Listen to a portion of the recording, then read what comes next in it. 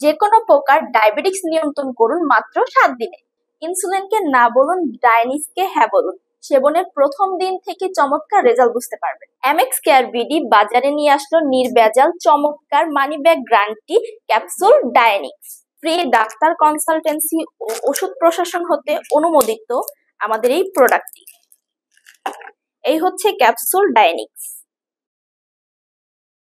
যা ডায়াবেটিক্স রোগের জন্য অত্যন্ত কার্যকরী।